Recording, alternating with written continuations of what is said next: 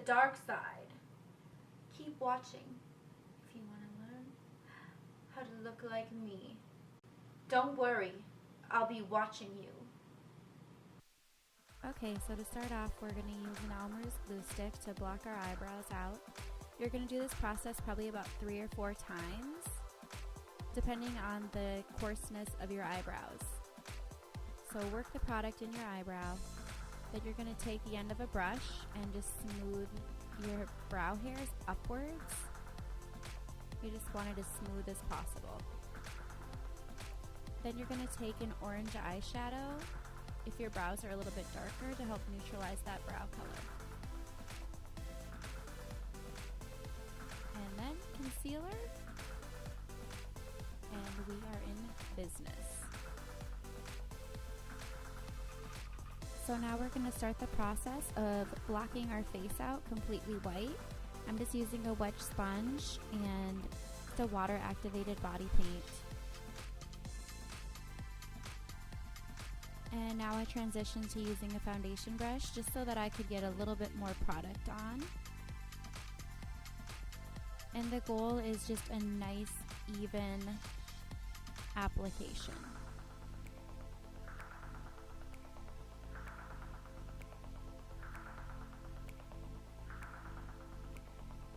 You could also use a white cream makeup for this portion if you wanted to.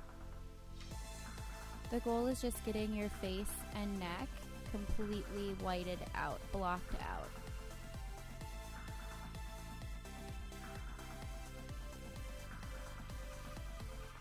Make sure to cover your eyes.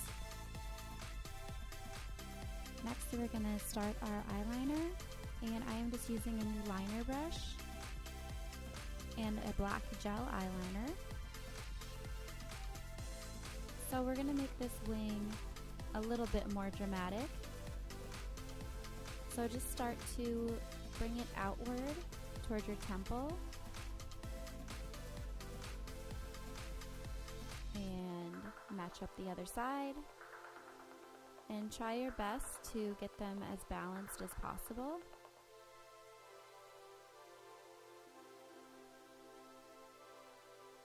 Just keep checking in the mirror for balance.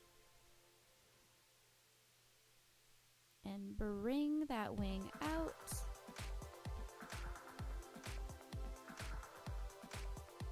Now we're going to line underneath, and I'm still using the gel liner.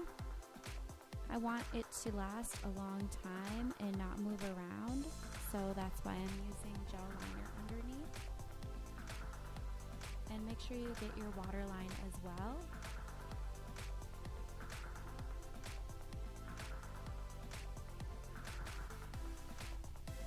Now we're going to start the process of drawing our new eyebrows on. I'm starting above where my natural brow is and just kind of following that.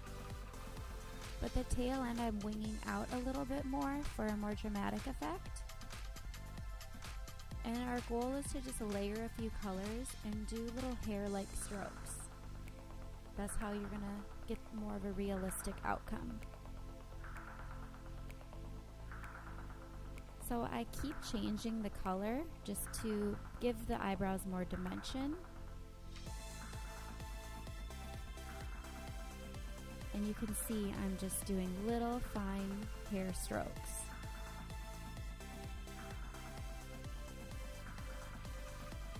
So this is going to take a little bit of time, but it's well worth it in the end. And just keep checking for balance. And keep winging those brows out. You want some nice, big, dramatic brows.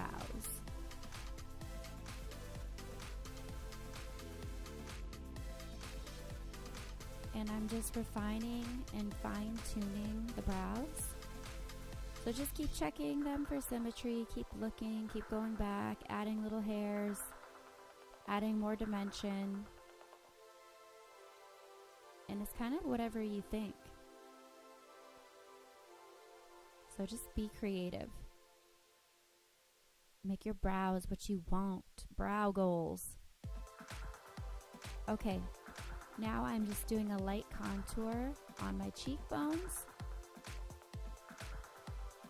and a little bit on our eyes. Nothing too much. Very, very subtle. For lips, I'm using a lip liner. It's just a nice bright cherry red.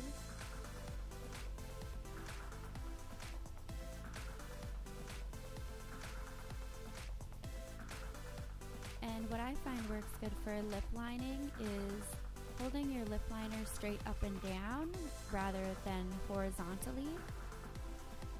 You can just get in there a little bit better and get a more defined line.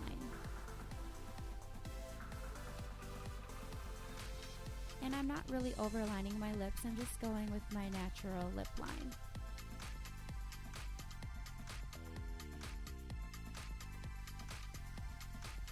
So now I'm just going to fill in my lip area, and I'm starting with the liquid lipstick, which is just a really pretty red. So filling in everywhere that I lined.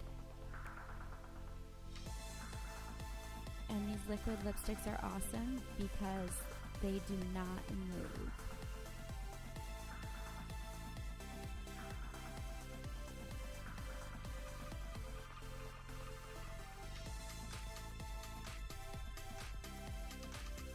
Got some big lashes, and I decided to gloss up my lips a little bit and brighten the red.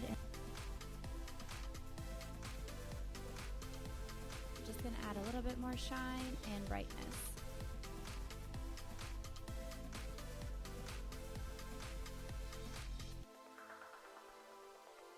Don't forget your beauty mark. You can just use a brown pencil or a brown liquid liner. And I am just working that makeup into my hair, into my hairline. And I'm sure, as you can see, I already popped in my contacts. I would recommend popping your contacts in before you start, because if you're going to wear the full blackout lenses, you're going to cry. So I'm just working this makeup into my hair, and don't worry, it washes out super easy. So just take your foundation brush and just paint on some highlights, whatever you want to do. Don't forget your ears.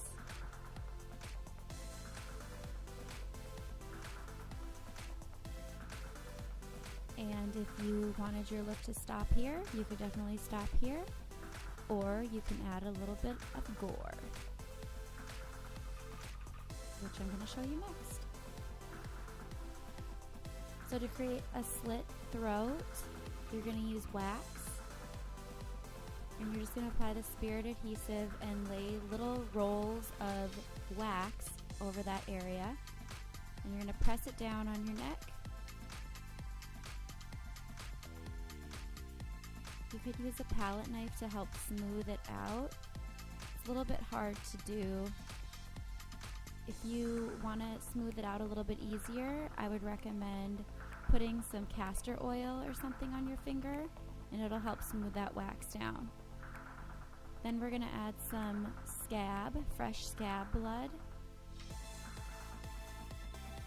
And I did create a divot in my neck, like where my neck was slit. And just use a sponge to stipple that blood kind of around your neck, just kind of make it look gross.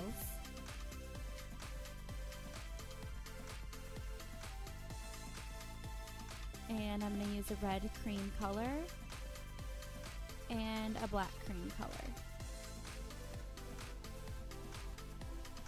And you're just filling in the cut line to give it more dimension and depth. So just using a liner brush, just fill that line in with some black cream color.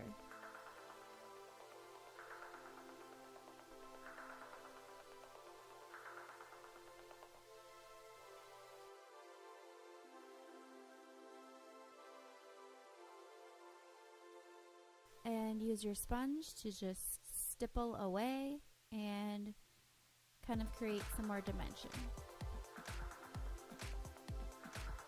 Oh, and we're going to start putting some blood on. This is the phantom blood, so it's a little bit more liquidy, and it's kind of got more of a purpley tinge to it. Or not phantom blood, it's called demon blood. So you can see it's pretty liquidy and really dark. And then I just took some vampire blood, which is more thick and red, and added that as well. Yay for blood! So dramatic.